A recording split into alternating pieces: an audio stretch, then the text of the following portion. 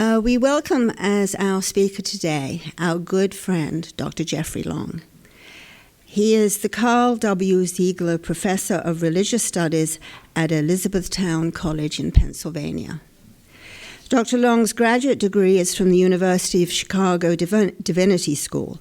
He also studied for 2 years at the Jawaharlal Nehru University in New Delhi, India. In 2018, Dr. Long received the Hindu American Foundation's Dharma Seva Award for his efforts to help Americans understand Hinduism in academia and public schools. He is a longtime practitioner of Vedanta and the author of many books. His 2 most recently published books are Nonviolence in the World's Religions and Indian Philosophy, An Introduction. The subject of his talk today is worlds as numerous as the grains of sand of the Ganges, cosmic pluralism and Swami Vivekananda's religion of the future. The topic is the Vedantic implications of the search for extraterrestrial intelligence. There will be time for Q&A afterwards, and a reminder, please turn off your phones if you haven't. Thank you. Good morning to everyone, and I'm always grateful to be here back home again at the Vedanta Society in New York. So let's begin with a prayer to our Divine Mother. Om Sarva Mangala Mangalye Shive Savartha Sadhike Sharanye Trambake Gauri Narayani Namostute. So my topic today, as Diane has said, is extraterrestrial life. Kind of an unusual topic for the Vedanta Society, but I was recently asked to speak on this at a conference. Actually, the conference itself is coming up at the end of this week on the religious and philosophical implications of extraterrestrial life. And I had a lot of fun thinking about this and writing about it, so I'm sharing these ideas with all of you now. So, and Diane also shared with me that apparently my paper has the longest title of any presentation that's ever been given here. But I love this. This is actually a quote from a Buddhist text. Worlds as numerous as the grains of sand of the Ganges. This is an expression that you see often, in fact, in Indian philosophical texts. Cosmic pluralism. I'll be explaining what that means. And Swami Vivekananda's religion of the future. Is there life in the universe or the multiverse beyond the planet Earth? Responding to this question prompts us to raise another question. What is life? Is there finally anything which is not, in some sense, alive? The emergence of a growing sense among many thinkers in the Western world that consciousness is in some sense foundational to existence and not something which evolves from an essentially material reality, puts the question of life in the universe on a different level from that of simply searching for entities like ourselves. It becomes not only an empirical question, but a fundamental question of ontology, of the nature of existence itself. Of course, this situation is already envisioned in many Indian philosophical traditions, such as Advaita Vedanta, such as Buddhism, that take consciousness to be foundational to existence, and that also take for granted that there are many places, many planes of existence, many worlds inhabited by intelligent beings. If you come to traditional Indian texts and the worldviews described therein from kind of a modern Western perspective, and if you've seen a lot of science fiction, you're very comfortable with it because there's so much discussion of many worlds, many types of beings, and so on. So we're seeing a kind of convergence happening here, interestingly, between Indian and Western thought in our current time period, as this idea of consciousness as foundational is coming to be more accepted and more taken seriously in the Western world. Over a century ago, Swami Vivekananda envisioned just this convergence when he spoke of religions to emerge in the future and a civilization drawing on the spiritual wisdom of India and the scientific and technical knowledge of the West. So my presentation today will take up the question of the kind of religious sensibility that emerges from reflecting on the possibility of extraterrestrial life. The demise of religion and spirituality have long been predicted by scholars, who have then proven to be premature in their claims.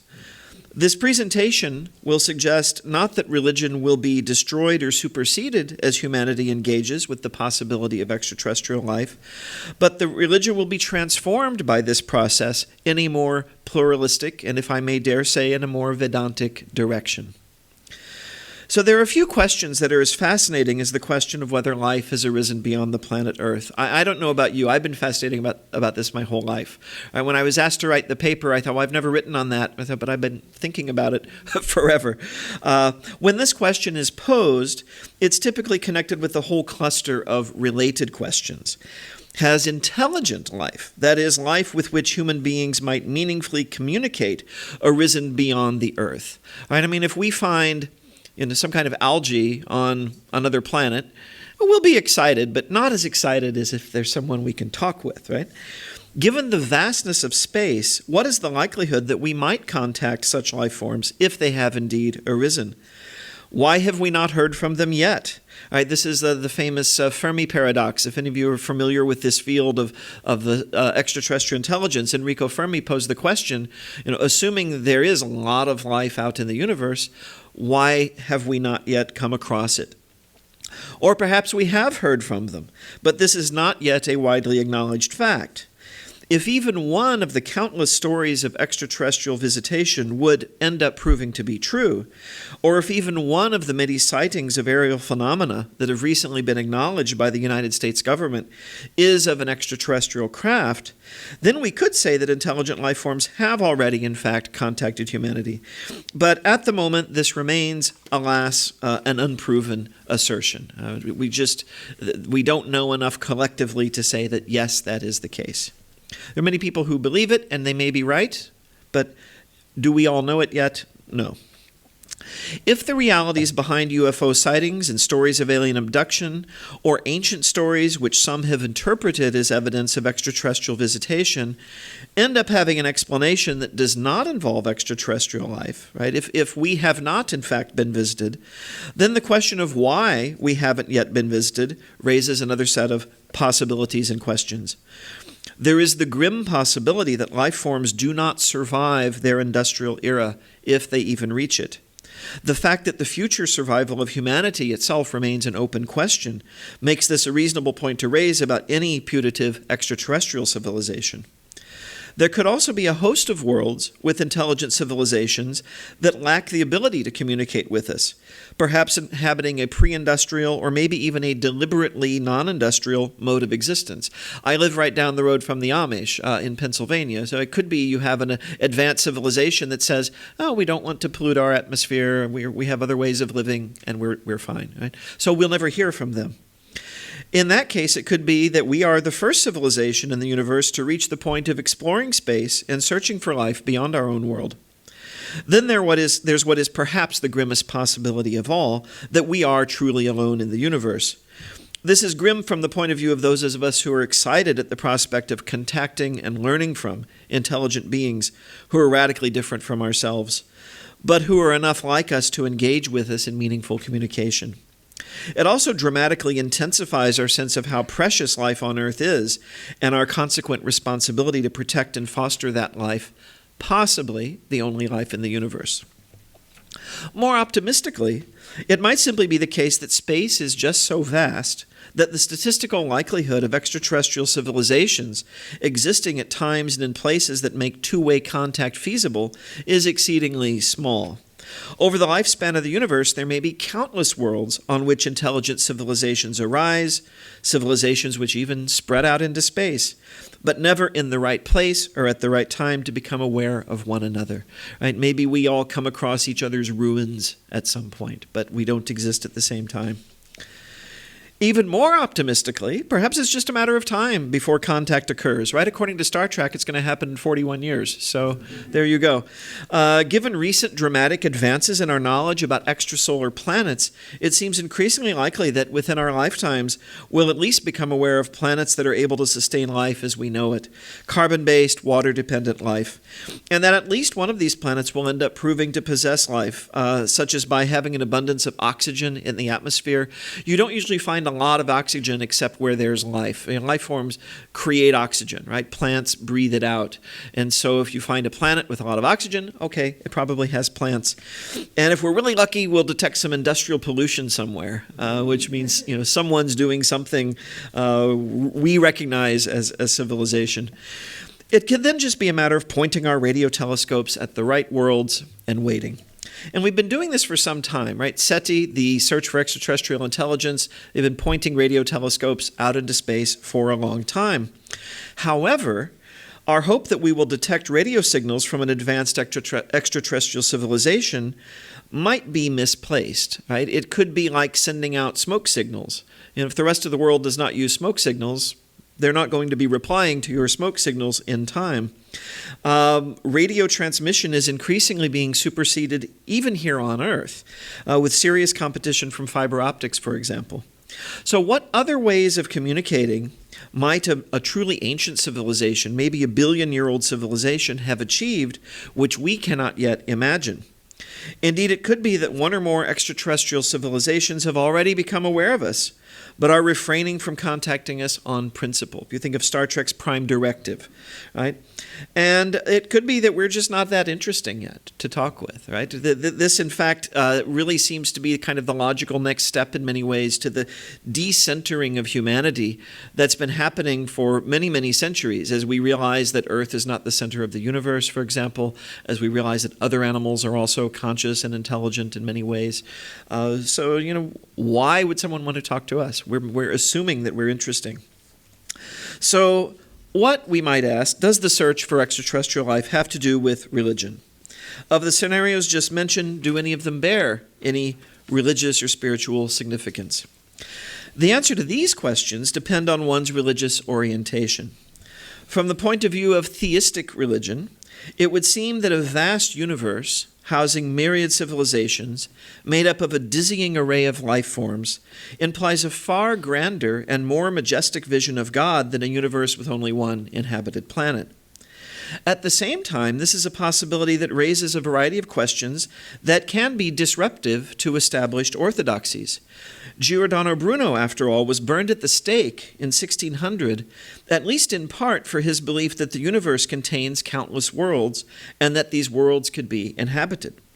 While some have denied that this particular view of Bruno's was the cause of his execution, recent evidence has come to light which suggests that it did indeed play a role in his condemnation by the Inquisition. He had other views, more theologically based views that were not really well received by the church, but one of those views was, in fact, his belief in extraterrestrial life. Why should that matter? Well, let's see. If intelligent life forms that are comparable to human beings exist on other worlds, do they stand in need of salvation, as human beings do, according to at least most forms of Christianity? If so, then did God become incarnate multiple times and in multiple forms to atone for the sins of the various extraterrestrial life forms and enable them to achieve salvation?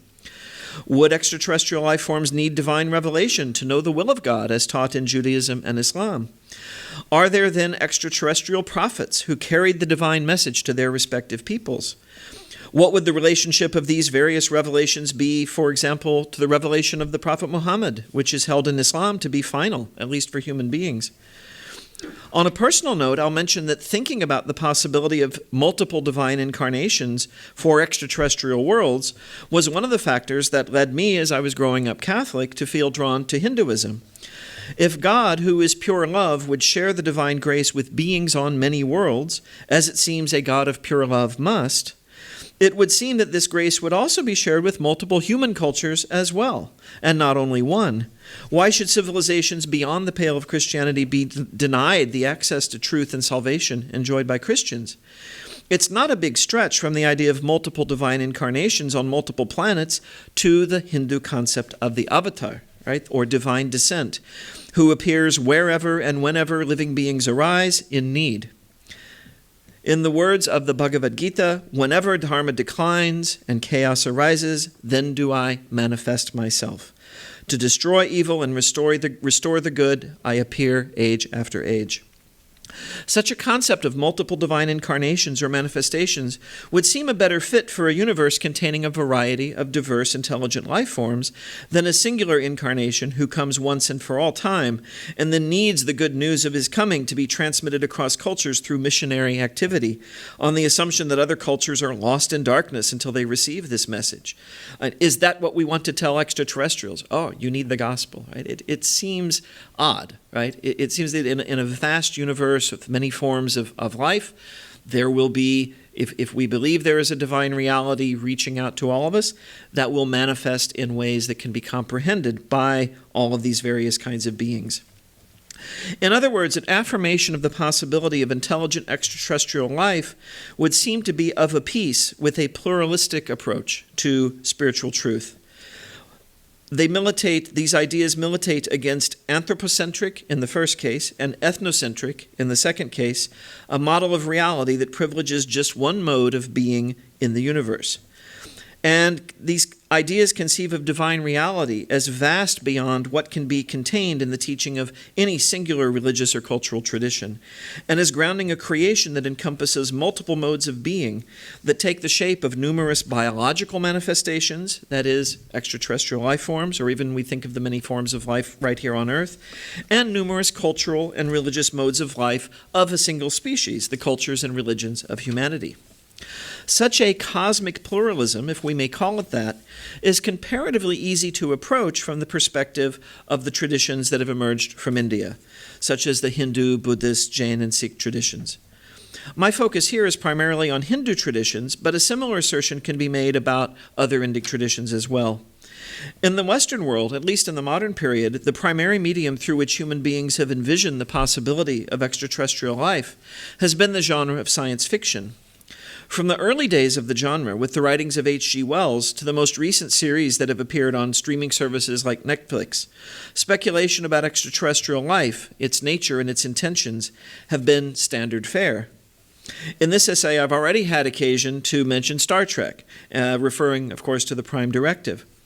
Science fiction has been a medium of speculation while at the same time shaping our lived reality through its envisioning of technologies and ways of living that have inspired actual advancements, from computers to CRISPR.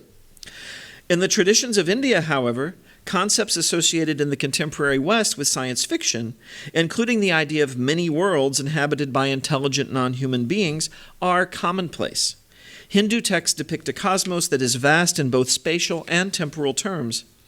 As Carl Sagan famously noted, quote, "The Hindu religion is the only one of the world's great faiths dedicated to the idea that the cosmos itself undergoes an immense, indeed an infinite number of deaths and rebirths. It is the only religion in which the time scales correspond, and he says no doubt by accident, to those of modern scientific cosmology. Its cycles run from our ordinary day and night to a day and night of Brahma, 8.64 billion years long, longer than the age of the Earth or the Sun, and about half the time since the Big Bang. And there are much longer time scales still." Only a couple of small points I would want to make about Sagan's account is, first of all, he says the Hindu religion is the only religion that affirms these vast time scales. This is actually true of Buddhism and Jainism as well. You see this generally in the Indian traditions. And his claim that the correspondences between Hindu models of time in the universe and what we now know from modern scientific cosmology, he says this is no doubt by accident. But from a Hindu perspective, this would be because the rishis in the ancient past, while deep in meditation, were able to perceive the nature of reality. And so this is what the text would reflect. We can maybe agree to disagree, over this topic. Carl Sagan, of course, was very skeptical about any kind of religious claims. But it's interesting that these correspondences exist. And one is tempted to at least speculate about the possibility that there is more than an accident going on here. The idea that the cosmos is not only incredibly old, but that it also contains many inhabited worlds is also commonplace in the writings of Indic traditions. Buddhist texts in particular refer frequently to worlds as numerous as the grains of sand of the Ganges. Hindu texts refer to numerous worlds or lokas inhabited by various deities and other intelligent non-human beings. It is believed by some that these worlds can be visited astrally through various meditative practices. In fact, there's a fantastic book about this by A.C. Bhaktivedanta Swami Prabhupada, the founder of ISKCON. He has a book called Easy Journey to Other Planets. It makes it sound easy, right, to do this. But these meditative practices do exist. Again, the idea of intelligent life on many worlds, while not directly implying pluralism or any other specific religious view, would seem to be of a piece with a pluralistic understanding of religion. If human beings have developed an incredibly diverse array of traditions, it's not unreasonable to wonder how much more diverse the religions of many intelligent species might be. And if we allow ourselves to import the pluralistic assumption that spiritual truths ought to be as available for the assent of living beings as scientific ones, or that in theistic terms, a truly loving divine reality would not lavish saving truths on only one civilization, much less only one species, but would rather make these available for all to discover, then a cosmic pluralism would seem to be a logical approach to take toward the religious diversity of the universe. This, of course, begs a number of questions, which this field of inquiry opens up, because this is all highly, highly speculative, of course. Is there a reason to assume that an intelligent extraterrestrial species would have what we call religion at all? In many of the worlds that are envisioned by science fiction, religion is viewed negatively as a peculiarly human malady, and one which an advanced extraterrestrial civilization would have long shed by the time it made contact with humanity. In this view, we humans ourselves would also outgrow the need for religion if we survive our current crises and continue to evolve a higher sensibility. Indeed, some might argue, some do argue, that leaving religious thinking behind is a precondition for future human survival. Contrary to this perspective, there's the point that even if the religions of extraterrestrial life forms are radically different from human religions, perhaps so different as to stretch the very meaning of the term, certain questions are of a sufficiently universal nature to be salient even for non-human life forms. The experiences of death and loss, for example, form a powerful motivation to develop some set of beliefs about an afterlife, and a set of practices and ways of living designed to create meaning in the face of mortality. Mortality is a universal experience. Extraterrestrials will have it as well. Human traditions alone are sufficiently diverse as to stretch and challenge conventional meanings of the word religion a great deal. Adherents of many, many traditions, in fact, especially if you get outside the non-Western world, right away will tell you, our tradition is not a religion, right? Because religion's developed a lot of connotations connected with its history in the West, its being tied to Christianity, and so on. But if we're defining the term very, very broadly, right? If we think of some kind of narrative and an attached way of life that helps give meaning and purpose, helps ground our existence, then it's reasonable to think that intelligent life forms of the kind that we could communicate with, at least, would have something analogous. Right? It's not an unreasonable assumption.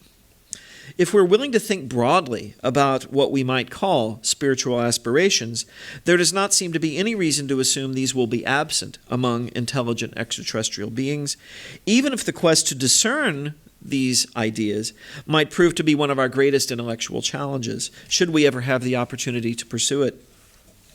Though he does not, to my knowledge, directly address the question of extraterrestrial life, Swami Vivekananda does speak about another science fiction theme when he raises the question of the religions that human beings might practice in the future. He affirms pluralistic convictions on the basis of his Hindu Vedantic philosophy that could provide some guidance in thinking about the topic of possible extraterrestrial religion as well. He first affirms a strongly pluralistic attitude toward the past and present religions of humanity. I'm quoting here from Swamiji. Some of you might have heard this quote before. Swami Vivekananda says, I accept all religions that were in the past and worship with them all. I worship God with every one of them in whatever form they worship him. I shall go to the mosque. I shall enter the Christian's church and kneel before the crucifix. I shall enter the Buddhist temple where I shall take refuge in Buddha and his law. I shall go into the forest and sit down in meditation with the Hindu who is trying to see the light which enlightens the heart of everyone. He then goes on, however, to affirm the same pluralistic attitude toward religions which do not yet exist. Swamiji continues, not only shall I do all these, but I shall keep my heart open for all that may come in the future. Is God's book finished, or is it still a continuous revelation going on? It is a marvelous book, these spiritual revelations of the world. The Bible, the Vedas, the Quran, and all other sacred books are but so many pages, and an infinite number of pages remain yet to be unfolded. I would leave it open for all of them. We stand in the present, but open ourselves to the infinite future. We take in all that has been in the past, enjoy the light of the present, and open every window of the heart for all that will come in the future. Salutations to all the prophets of the past, to all the great ones of the present, and to all that are to come in the future. Right? So this is Swamiji's words.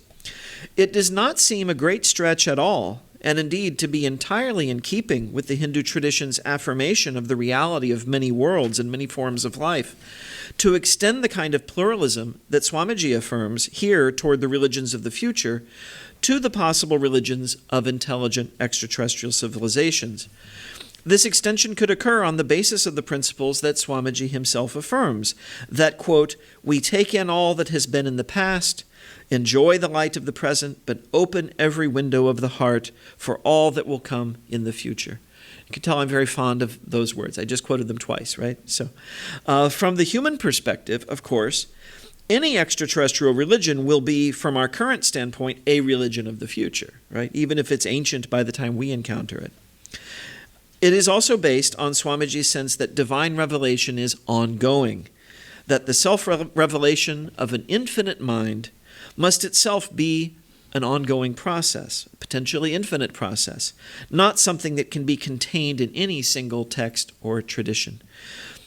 What I'm basically trying to do in this presentation is argue that the kind of openness to all traditions that Swamiji affirmed in his lifetime over 100 years ago, based on the idea that the divine reality is infinite and cannot be contained in any one text, any one tradition, that this really calls upon us to think not just in terms of our planet and the civilizations that have arisen upon it and may arise in the future.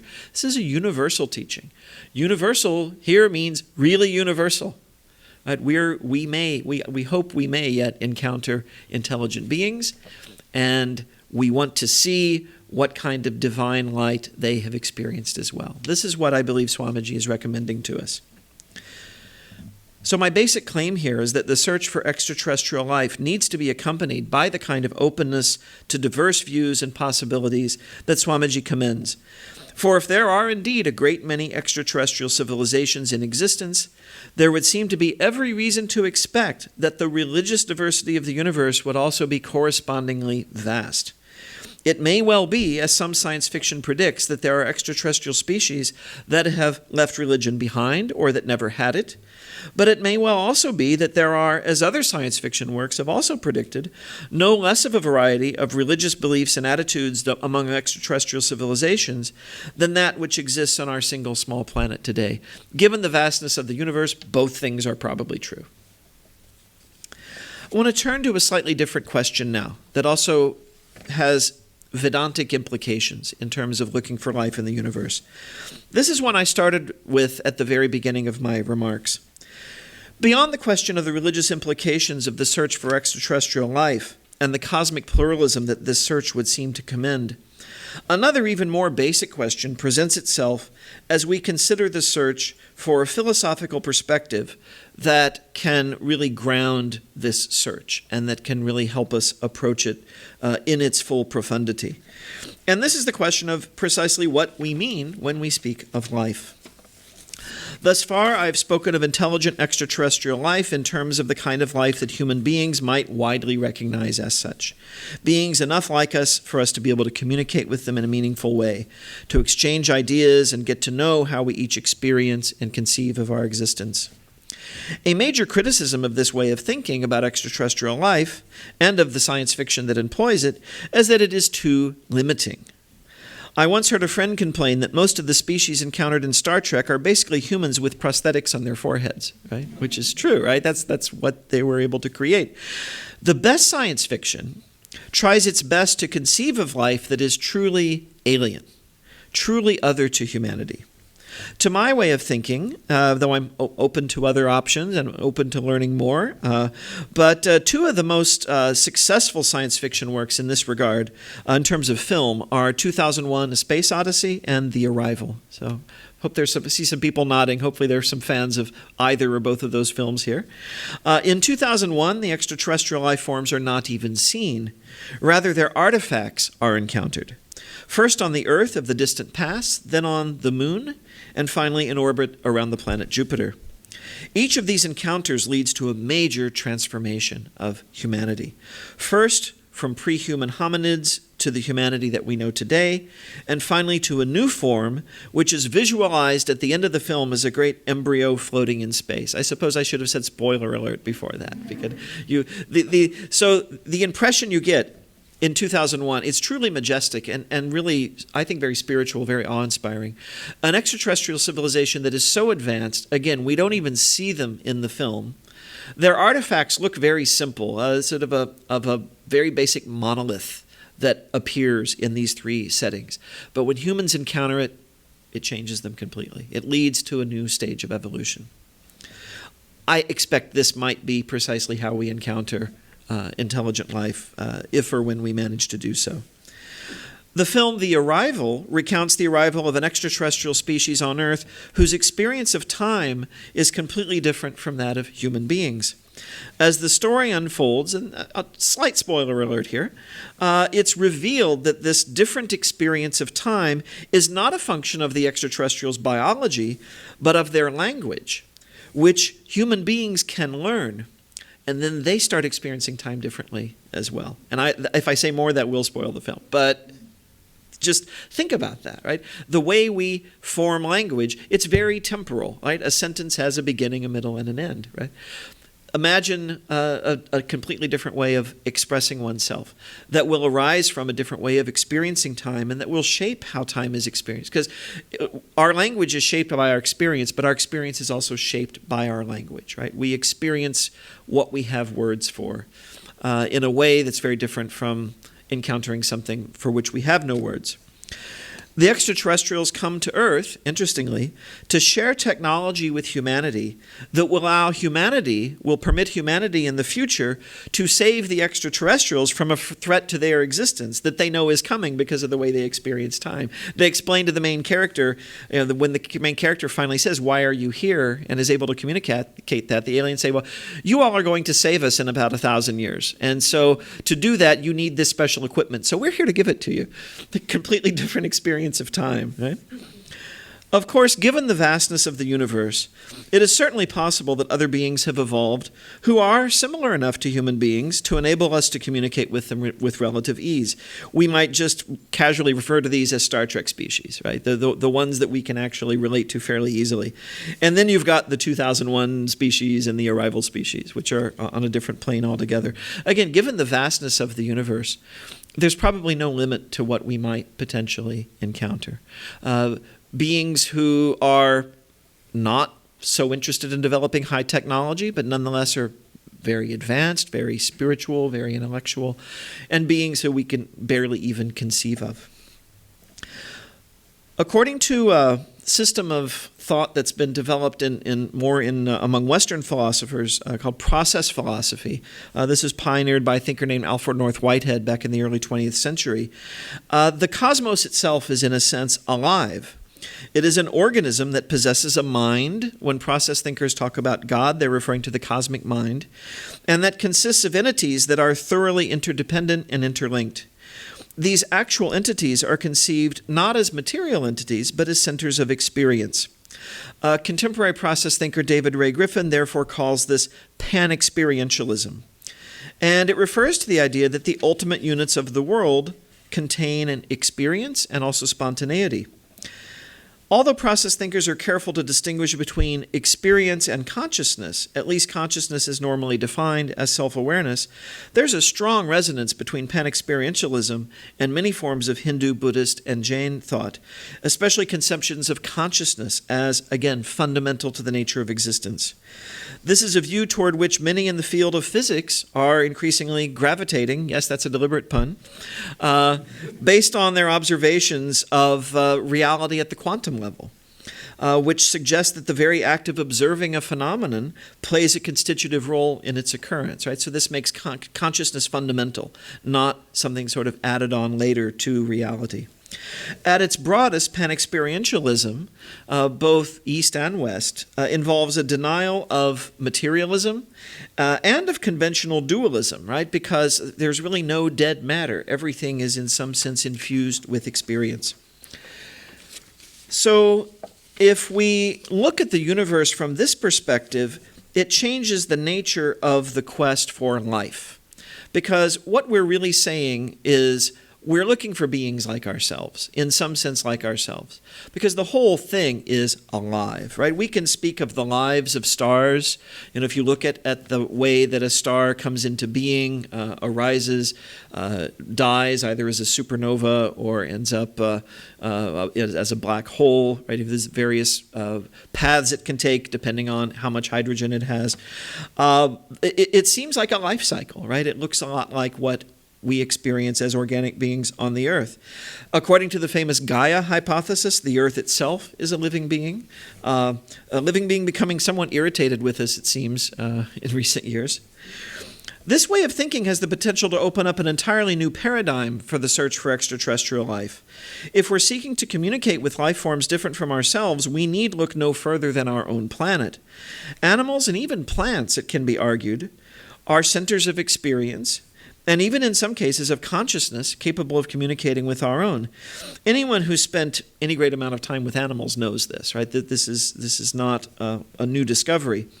Nature-based religions, which teach that all things are infused with spiritual energies, and that human flourishing is dependent on maintaining harmony with these energies, arguably carry a wisdom that it would be well for human beings collectively to recover, in light of the destruction which our global consumerist culture has wrought upon the world. The idea that through the medium of extreme climate events, the earth is trying to tell us something may not be quite as far-fetched as it might seem. In the Hindu tradition, the earth is a goddess, Bhumi or Bhudevi. In the epic Mahabharata, the Mother Earth goes to Lord Vishnu for assistance because human beings are wreaking havoc upon her surface. Lord Vishnu acquiesces and manifests as Krishna, who plays a role in bringing about the destruction of quite a few human beings in the war between the Kauravas and the Pandavas.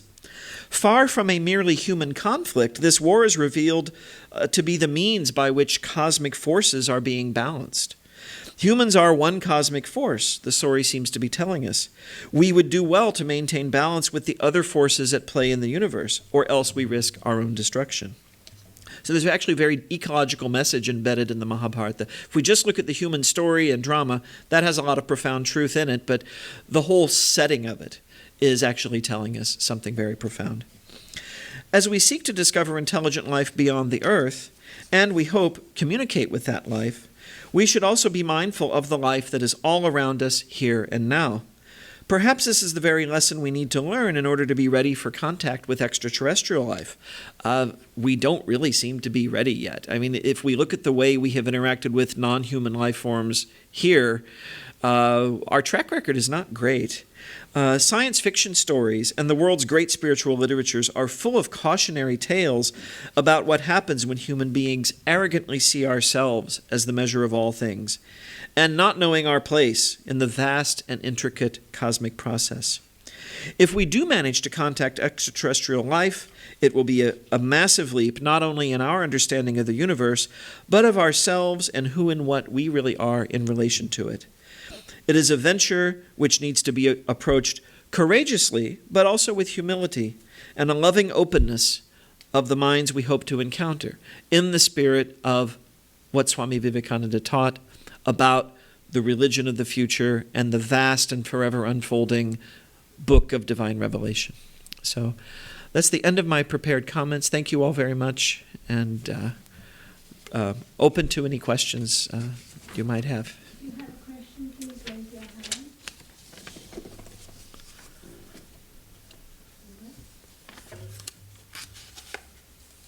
I've explained everything. No questions? Okay. Yes. Please come over to the stand. My name is Oscar, That's good. and I'm thinking,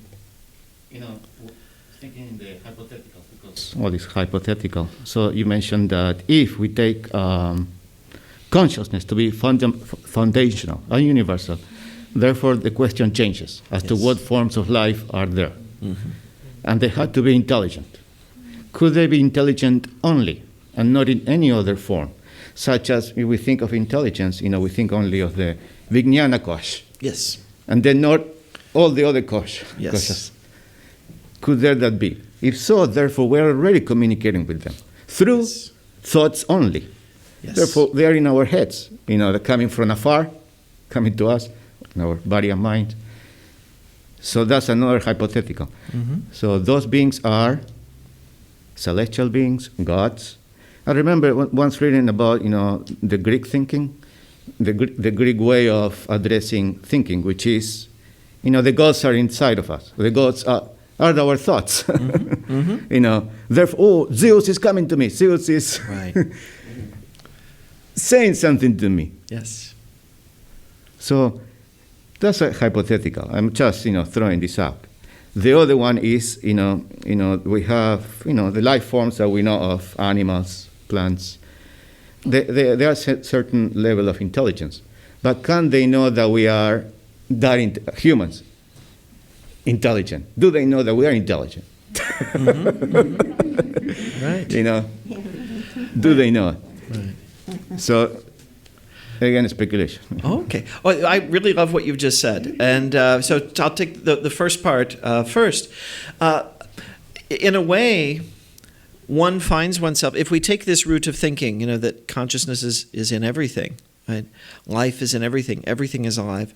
Then, in a sense, this search for extraterrestrial intelligence is something, I'm fascinated by and feel very drawn to. But as you reflect on it, you realize that in a sense you don't really need to look out in the vast universe, because everything in a sense is already here and already within us. We are already thoroughly interconnected with every bit of the entire universe, and it is all within us in that more profound sense. Now, consciousness is different from intelligence, right? You're talking about buddhi, you're talking, like you said, that there's a manomaya kosha, vijnanamaya kosha, but then there's that deeper vijnana that is underlying everything, right? The Atman that is underlying everything. And that is in all beings. And if you really, there's another way of thinking of this also, of course, within the Advaita understanding. It's really all you, right? All of it. All of this whole vastness of the cosmos is a manifestation, a reflection back to us through this kind of filter of Maya of the one, which we are. And so then, in a sense, you could say that if we're searching frantically for life outside, we are one could argue that we're missing the point. We need to look within, right? We need to look deeper within. The question of extraterrestrial life then becomes, in what it really is, in a sense, is a question of intellectual curiosity. It's one that provokes us to think about these things. But from a Vedanta point of view, it ought ultimately to provoke us to look back within, right? And then we see what is without with new eyes. We see that this is all a manifestation of the one, of Brahman, of the infinite. So that's the ultimate lesson. And from that point of view, it sort of alleviates any concerns we might have, well, what if Earth's the only place with life and so on. It's like, it wouldn't really matter in a kind of ultimate sense. Because the whole point of this reality is this is the play within which we rediscover our true self. So I agree with you about that. And I think if this search does not then lead us in that direction, it can become a futile thing, right? It is then just a matter of mere curiosity. I think it can be. I think it can be that. I mean, I think it has these spiritual implications, and that's why I'm very drawn to it. But that's where it ultimately leads, I think. And in terms of your second question, the other life forms with whom we share the earth, like, do they know that we're intelligent? I think we could question how intelligent we are sometimes. We have sort of an intelligence that outpaces our wisdom, and so we wreak all kinds of destruction upon the world. I think it depends on which living beings you're talking about. I think there are some life forms that very clearly have a high level of sensitivity and kind of an intuitive ability to communicate with human beings. And anyone, like I said, who's lived with an animal, who's lived with a dog or a cat or any animal. I had a wonderful experience in India with a monkey who, of course, when we think of monkeys, we always think of Hanuman, right? And I had a kind of a nice sort of Hanuman darshan when we were traveling. There was a place where you could actually feed the monkeys. So you could pay a couple of rupees and you could get these little pellets and feed the monkeys. So this monkey was a longer monkey. He had a very wise-looking face, looked like a little old man. He came up to me and he grabbed my hand, grabbed me by the wrist, gently but firmly, and with his other paw, he started taking the pellets one by one from my hand and eating them, maintaining eye contact with me the entire time. And I had a very deep sort of intuitive feeling that he was basically saying to me, don't pull away your hand. Don't pull away your hand. I'm not finished. I'm not finished. And then when he finished the last one, he let go and he took off, disappeared. And it was such it was brief, but it's like this was an encounter with an intelligent, non-human living being, and there was a real communication happening. I was giving him food. He was grateful for it, but he was also a little wary that I might not share everything. So he held onto my hand tightly, and so this interaction happened. And of course, we all have, it's like, again, people who live with dogs or cats. I mean, so many ways they communicate with us, their feelings, and not just feelings like hunger or need for warmth. Those are there too, but there's genuine love and concern. And of course, there are all the wonderful stories about animals who've risked their lives to save people and that sort of thing. So I think there are some life forms that are very intelligent and very tuned in. But it really, the life forms are so diverse, there's not one single answer you could give to that question. I'll tell you something funny that I once read about squirrels. I've always had this sense of squirrels as really just living in the moment and not having a lot of intellect in terms of, this is no offense to squirrels, but they're very centered on the present moment. Because I read this story once that a lot of the trees that grow wild out in the wilderness grow from nuts that squirrels buried and forgot about. And so you have trees growing up, and the squirrels are actually helping the trees, but they're not aware of it at all. They think they're thinking about the future. They say, I'm storing this nut, and then something else, and so they have this very short attention span. So there's a wide range of degrees of knowledge around the world. I was reading a science fiction novel recently that takes place in the not too distant future, and in that future, human beings and elephants had learned to communicate with each other, and elephants had come very close to extinction, which they unfortunately are, and human beings were helping them, repopulate, and the elephants were very wary of the human beings because they remembered. They talk about the memory of elephants, but they had a way of transmitting knowledge from one generation to the next in this story, and they knew all the things that humans had done to them before. They said, "Okay, we'll trust you a little bit, but not completely yet." Right? They were aware of the need they had to depend on the humans, but they knew what had happened before. So I suspect something like that is very likely to be true. And there was a wonderful article I read in the New York Review of Books a few years ago, and it was a review essay on 2 or 3 books on this topic. But I don't remember the exact title, but it was something like The Inner Lives of Animals, and just about how we're not really dramatically different from, we are animals, right? And there's not a massive gulf separating their consciousness from ours. And that makes sense with Vedanta because it's all consciousness. Yeah. Right? So, yeah. Thank you. Thank you. Great question. Yes.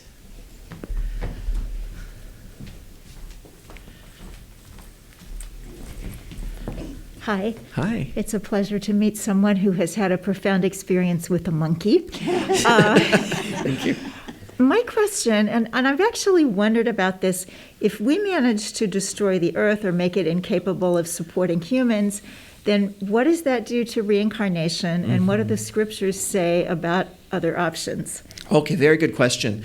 And in fact, the scriptures do talk about this because the whole universe, the whole physical universe does come to an end, right? There's the Mahapralaya. But it doesn't cease to exist. That energy goes back into a potential state, and that's called the night of Brahma, and then it returns, right? There's a new day of Brahma, it reawakens. So we have this whole beginningless and endless cycle of universes. Now, within that, the Earth is, of course, just one small planet. If we're thinking in terms of reincarnation, if all life were to end on this planet, in fact, it will eventually. Even if human beings end up getting our act together, in a few more billion years, the sun will start. It'll go through its natural life cycle. It'll expand into a red giant, and Earth will be engulfed by the sun. Actually, it's going to extend to about Mars, or I think even a little beyond that. So, what about reincarnation? So, reincarnation or rebirth, according to really all the Indic traditions, it's not limited only to even our planet, but even our plane of existence. That there are other realms where beings are reborn. There are other realms where beings go.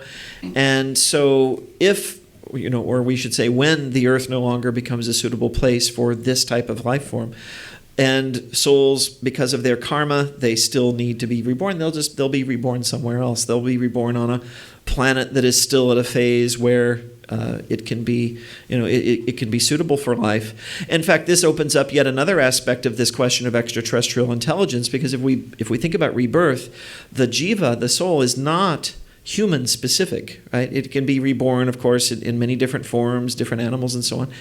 Could also be reborn on different planets and different worlds as different types of extraterrestrial being, I would presume. So this kind of takes us back to that question of when we're looking out there, we're really kind of looking in here, because it could be that we encounter an extraterrestrial species and get to know them really well, and it turns out that some of them have had past lives on Earth, and some of us have had past lives on that world, and that there's actually a science fiction TV series, Babylon 5, actually toyed with this a little bit. There was a species that reincarnated, and they perceived that some of them were beginning to reincarnate as human beings, so they developed a special relationship with human beings. My only caution about this way of thinking is the following. It's deeply comforting to realize that, when this earth is no longer suitable for life, souls will go somewhere else, right? The universe is vast. There's an infinite potential of ways we can be reborn and exist and work out our karma. I would not want that to cause us to be sort of lackadaisical about the care of the earth, and it is something that we have a responsibility for. That's part of our dharma as human beings, as I understand it. But yes, if we think of the field in which rebirth occurs, samsara, as I understand it, is not limited to the planet Earth at all. This is a very tiny speck. I was looking at, I also do research on Jainism, and I was looking at an article the other day where a Jain physicist was sort of reconciling our contemporary model of the universe from scientific cosmology with the traditional Jain view. And the traditional Jain view is, it's of a vast cosmos with different dimensions, different levels. And so from that traditional perspective, beings are being reborn in all of these various places. So that would presumably continue to be the case. And even if the earth ceases to be a suitable place, other places will be there. Yeah, thank you. Yes.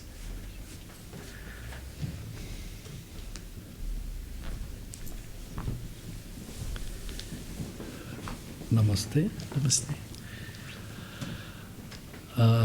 My question is rather quite basic. It's a down to earth. It may even sound a bit absurd. Sorry, I'm not warning or cautioning. I'm just making it a bit lighter, because I'm sure I think most of the people around here may not relish even the word of it. Mm-hmm.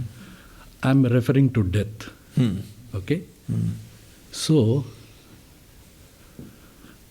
I'm pretty sure, I think all of us are aware of the definition of death, and more important, the inevitability of the death. Yet, I'm equally sure that none of us behaves as if we are aware of that. Right. Every moment of our existence. Right. Okay?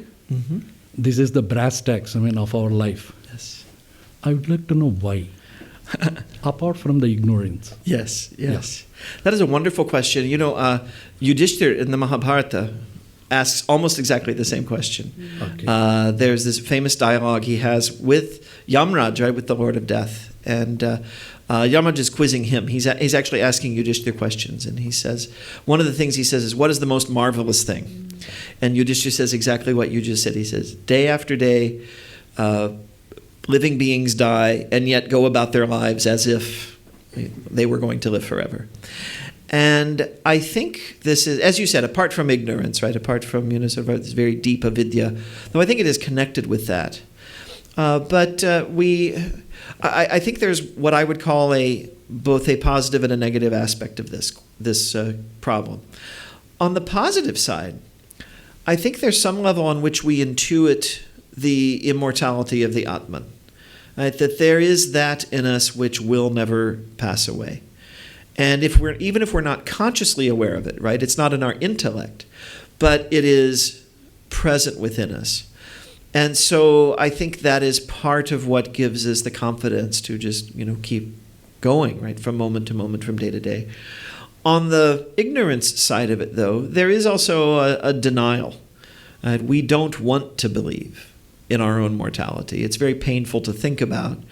And because it's painful to think about the mortality of the people we love, from our perspective as the person dying, if we're thinking about it, it's like losing everyone you love all at once.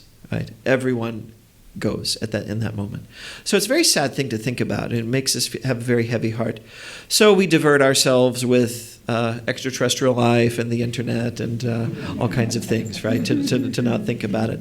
And in fact, on some level, maybe that's necessary for us to function and do what we need to do in this particular life. And I think it's also then connected with the question of, if we do believe in rebirth, reincarnation, why we typically don't remember those past lives. It's also because it's very distracting, right? There are people who carry around guilt and regret about things they've done in this life. Imagine you could remember all the mistakes you made for billions of years. You'd be paralyzed, right? It's like, I've done so many terrible things. I'm the worst jiva in the universe, right? And then you couldn't take the next step to improve and move on. So I think there's this sort of massive blind spot in our awareness that keeps us focused here, now, what we're doing, not thinking about the past, also not really thinking about that inevitable step that's going to come in all of our futures. So I think it is a very profound question, because if we're saying life is everywhere, that also means death is everywhere, right? And this is why our ultimate goal is not so much to find extraterrestrial life, it's to get moksha, right? It's to not return to this realm of death, right? Death and suffering. Because all of the living beings at some point are going to pass away. And it's that pain of separation, I think, is one of the... that's why I say I think there's going to be some kind of spirituality or religiosity in any intelligent species, because that awareness of death is going to drive us to think about it and to develop ways of thinking, ways of living that can help us cope with it. But yeah, I think it's partially I think it's a coping mechanism, but I think partially also part of us knows that we're immortal and is just not worried about it. So I think there's both of those things happening at the same time. That's the Because we're complex beings. If I may be allowed, Please. just to ask you as sequel to this, because I like your answer that it is the other side of awareness too. The positive side of it, that intuitively we are reminded that we are immortal. Yes. The Atmic principle is very much within us, yet we are not aware. Yet we're not aware of it. Okay? Yes. So it all depends on, if I am right, I think it all depends on the trust. Right. So it's a dichotomy between intuitive intuitive, perhaps I can use common sense residing within us. It is almost like day-to-day fight between the intuitive common sense hiding within us to be revealed. Right. Okay? Right. And the acquired intelligence that we have acquired from, if I may use the word pravrutti, when we are just looking at the world and learning about planetaries, That's and right. as you pointed out, the extraterrestrial and much beyond, of course. Right. I think we have gone much beyond also, I believe. Anyway, now, is there any simple way to overcome this? Because it looks so simple, isn't it? I mean, we know it. Yeah, it becomes a difficult problem because we intuitively know that we are immortal, but this is not immortal. Right? This body is not immortal. And it's our identification with the body that confuses us. The body's going to pass away, so then we think we're going to pass away. But we're not going to pass away. The body's going to pass away. But that immortal consciousness will continue. But they're all mixed up together in our minds. Right? Yeah. We've not yet fully differentiated those two. Okay. Thank you. Thank you. Nice. Beautiful. Thank you. Sorry. Okay. Any other questions, thoughts? Yes. Name of the book about the elephants. She wants to know the name of the book about the elephants. Oh, I'll have to look that up, and I'll send that to Diane. There was what I actually read was the one with with the intelligent elephants. That was a Star Trek novel actually, and I can send you I'm not remembering the exact title because I read so many of these things, but I'll look that up and I'll send it to Diane and she can share that with you. Yeah. Thank you, Professor, for your talk. Thank you. You said. I'm a little confused about how we can feel, we can accept a lot of religions and their practices when some religions can have practices which are maybe objectively immoral, like child sacrifice. Yes. So how do we separate?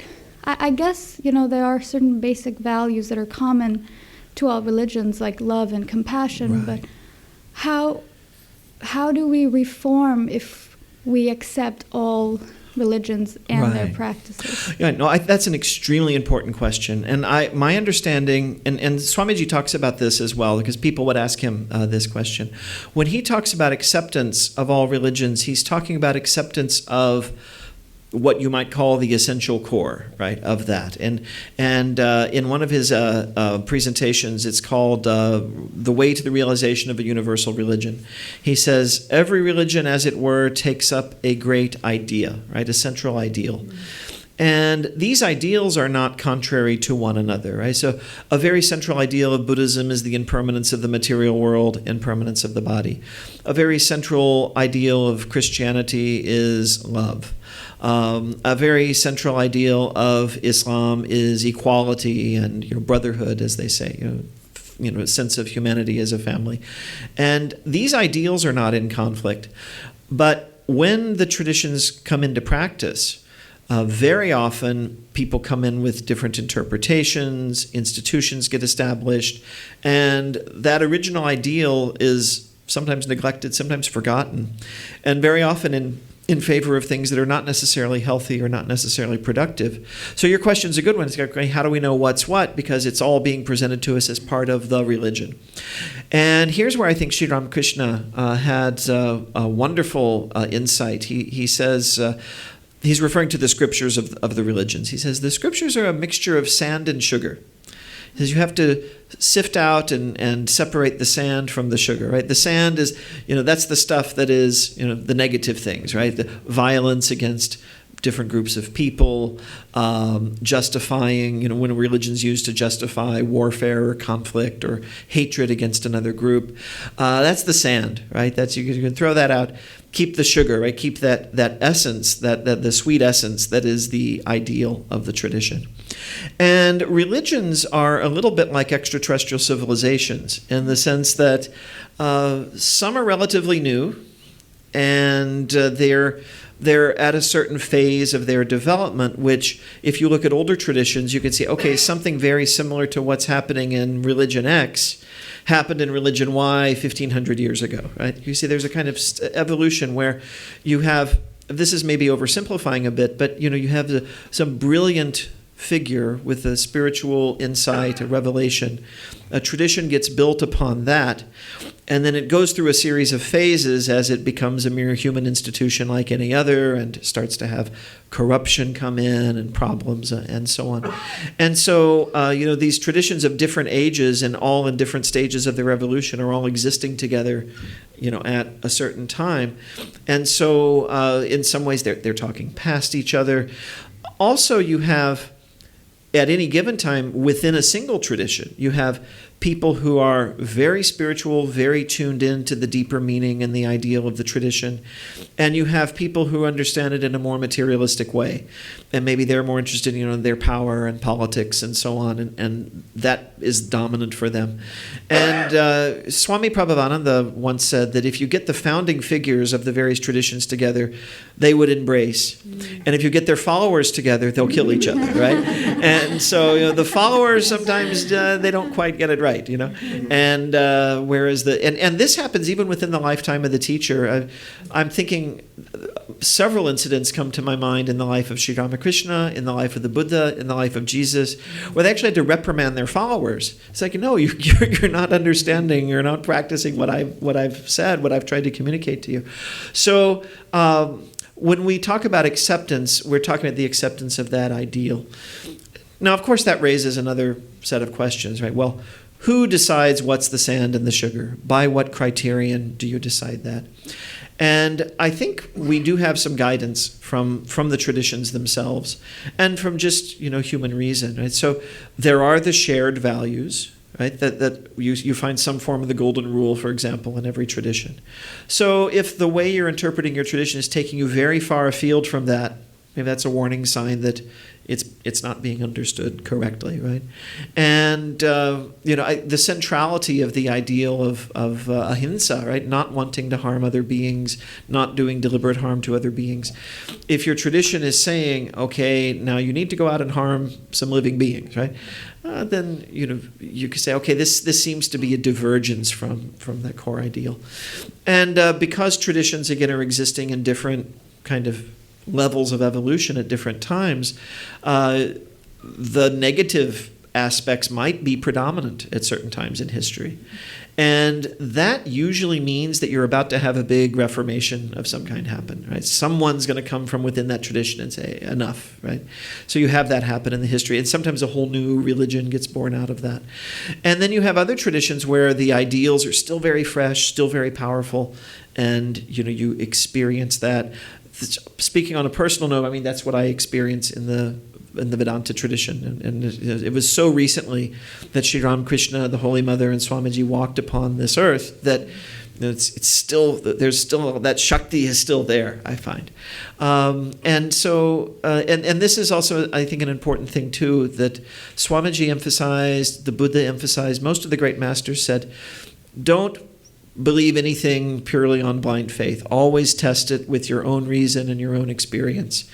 And there was a wonderful story I once heard about, I can't find it in the complete works, but it's a story I heard about Swamiji, and I like very much, that he was giving a talk, and he returned to a certain place after having been away from there for some time. When he returned, someone who'd been to his previous talk said, Swamiji, you said something during your presentation that I didn't really agree with. It didn't resonate with me. And Swamiji says, it was not for you. And someone else who was in the same audience overheard this conversation. That said, that was my favorite part of your talk, Swamiji. And Swamiji said, it was for you. Right? So, I think we'll all, this is why I think freedom is so important, right? In every religious tradition, every spiritual tradition, every path, you'll come across things that you'll just find out, this doesn't seem right to me. It seems irrational, doesn't seem to work. If it's morally objectionable, like something like human sacrifice, we can take a very strong example, then I think that tells us we need to look elsewhere for spiritual knowledge. Other times we come upon things that are just difficult. And what I do with those, I have this expression I use, I put them on a mental shelf. I neither believe it nor disbelieve it. I'm waiting for the time in my life when I'm going to have an experience that's going to make that make sense to me. And I've found as I've gotten older that there are some ideas that when I was younger just didn't make sense to me. I put them on that mental shelf. And then I've had some more experiences now as an adult, and I look back and I say, oh, now that idea makes sense because I've had an experience that can resonate with that. But one of the beautiful things in Vedanta is no one is like standing over your shoulder and saying, you must believe this, you must believe all of it. If you don't believe all of it, you can't be here, right? I don't think anyone who came in the door today had to like take a test of, I accept this, I don't accept that.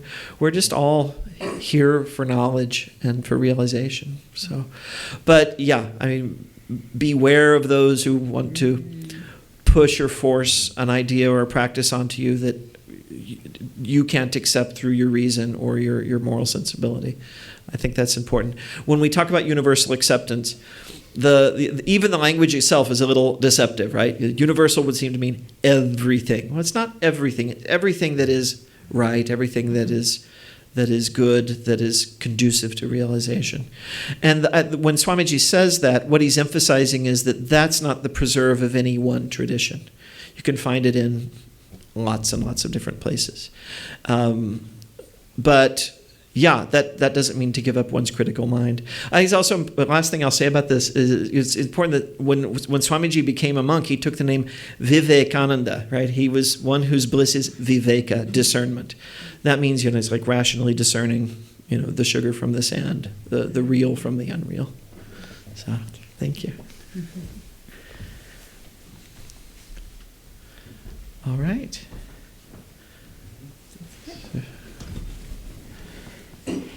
Jeffrey, as usual, a million thanks for a fascinating talk. Thank you so, so much. And do come back very soon. Thank you. Thank you for having me. And thank you for the questions. This presentation is very much a work in progress, but you've given me ideas and thoughts for taking it to the next level. So thank you all. Thank you. Thank you. Jai Swamiji, Jai Ma, and Jai Thakur.